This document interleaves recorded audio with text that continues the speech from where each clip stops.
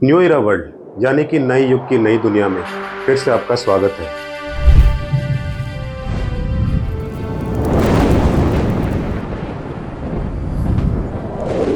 New इरा world में आपका स्वागत है। दिल्ली के मुख्यमंत्री अरविंद केजरीवाल को जमानत मिल गई है।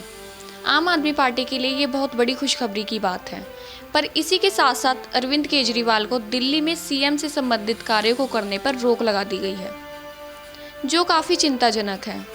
वे अपनी ईमानदार छवि को लेकर चाहे जितना मर्जी शोर मचाएं, पर बतौर सीएम वे उतना काम ही कर पाएंगे जितना एलजी कहेंगे।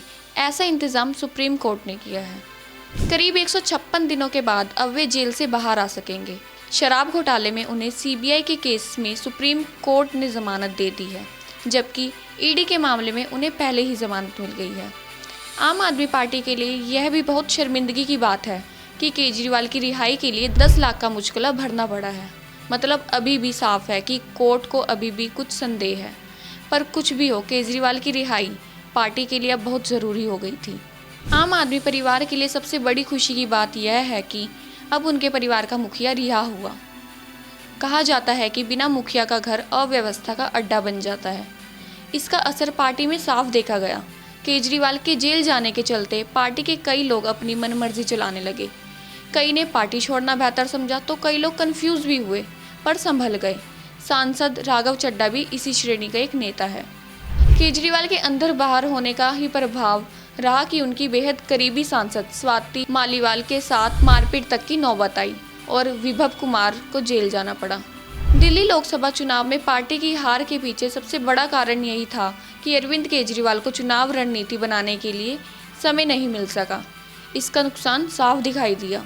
अरविंद केजरीवाल को जमानत देते हुए सुप्रीम कोर्ट ने कुछ शर्तें भी लगाई। जमानत के लिए उन पर वही शर्तें लागू होगी जो ईडी के मामले में जमानत देते हुए लगाई गई थी। जेल से बाहर आने के बाद केजरीवाल किसी भी फाइल पर दस्तखत नहीं कर पाएंगे। इसके साथ ही उनके दफ्तर जाने पर भी पाबंदी रहेगी। इतना ही नहीं, इस मामले में कोई बयान या टिप्पणी भी नहीं दे सकेंगे। किसी भी सरकारी फाइल पर तब तक दस्तखत नहीं कर सकेंगे जब तक ऐसा करना ज़रूरी ना हो। जाहिर है कि उन पर इतने बंधन हैं कि वह दिल्ली की जनता के हितों के संबंध में अब कोई काम नहीं कर सकेंगे। दिल्ली की स्थिति काफ़ी खराब हो चुकी है। नागरिक सुविधा पूरी तरह से नष्ट है। हरियाणा विधानसभा चुनाव के लिए बस 2 हफ्ते रह गए हैं। आम आदमी पार्टी ने यहाँ सभी सीटों पर उम्मीदवार खड़े कर दिए हैं। कांग्रेस के स्थानीय नेता जो आम आदमी पार्टी से गठबंधन करने में पार्टी की भलाई समझ रहे थे, उनके माथे पर भी जरूरी शिकन आ गए होंगे।